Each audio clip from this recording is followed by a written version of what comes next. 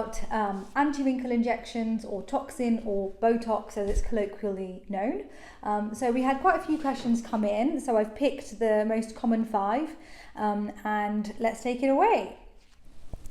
So question number 1, which areas can you treat with toxin? So toxin can actually be used for a variety of different reasons. So it's not just in your upper face where you can relax the lines that start forming. So either superficial lines or slightly deeper lines in the forehead, the frown or the number 11s, or around the eyes or the crow's feet, awful names. So those can actually be reduced or actually frozen with toxin. But you can also manipulate the toxin in ways with the muscle groups to get a brow lift, or to relax what they call a gummy smile, where too much gum shows when you smile. You can actually drop it slightly so that you get less gum and more teeth. You can also put it in an area here called your DAO. It's a muscle which pulls down the corners of your mouth. So this gets more and more active as we get older. And by placing a little bit of toxin in that area, you can lift that up.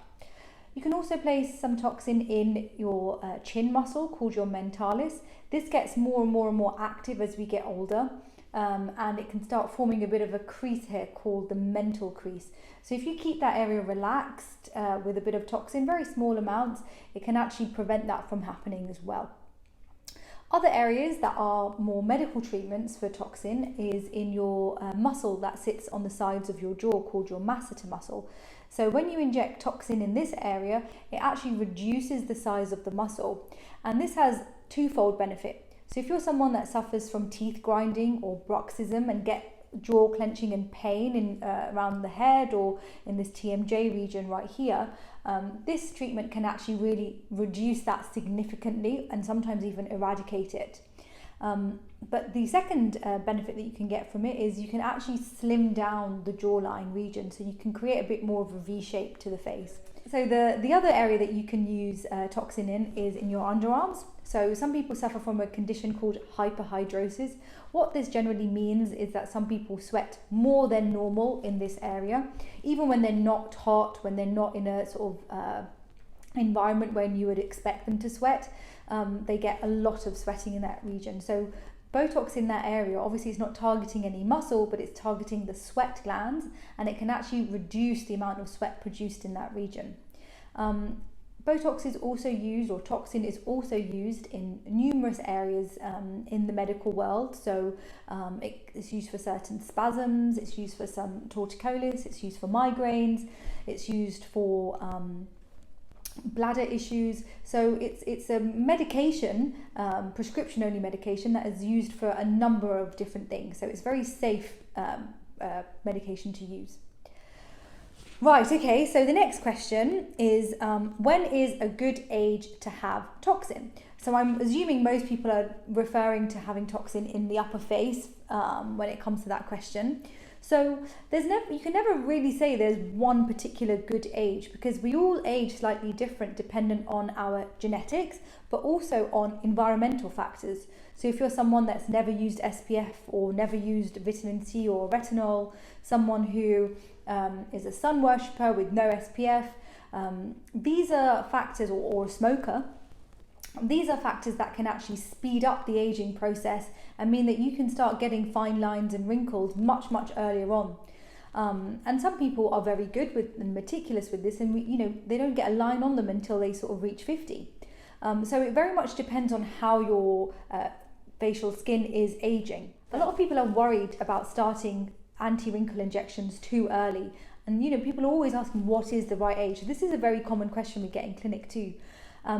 The right answer to that is when you start noticing that you're getting the very beginnings of what we call static lines. So lines that are there when you're not expressing. So if you're not raising your eyebrows, frowning, smiling, if you're getting lines that remain there even without movement, that's a good time to maybe start considering using topical creams like retinols, vitamin C, maybe even more prescription grade products. But if the lines aren't really budging with that, then using what we call baby toxin is a really good idea. So the result that you get from toxin is on a bit of a spectrum. So you've got the very frozen end where we put so much in that we quite literally freeze the muscle and you can't move and you don't have a single line on you. But the other end of the spectrum is baby Botox, where we're putting enough in to reduce the lines, but not so much in that it's going to freeze you. You're going to maintain your movement, but what this is going to do for you is it's going to prevent your lines from forming. So this is a really good preventative strategy for people. Right, next question. Is it poisonous? So the amount of people that ask this, I mean, the fact that it's used for medical purposes that I mentioned before, so for things like spasms, migraines, bladder issues, so many, the list goes on and on, honestly, hyperhidrosis, bruxism, is used in, units that are far, far greater than what we use for the generic upper face Botox. It's a very safe medication used properly in the right hands. Will I look frozen? So this is a very, very common concern of people, because mostly in our clinic, we most of our patients are patients that want to keep things very natural, very subtle. It's something that they want to feel like they've had something done and, it's enhanced the way that they look or rejuvenated the way that they look, but they don't particularly want other people to notice and say that you've done something.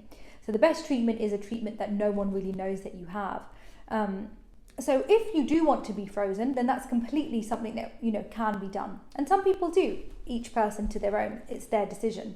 However, majority of our patients fall somewhere in the middle of that spectrum, where you've got your baby toxin with lots of movement, minimal lines, and then frozen on the other end where it's no lines, no movement. Most people are in the middle somewhere.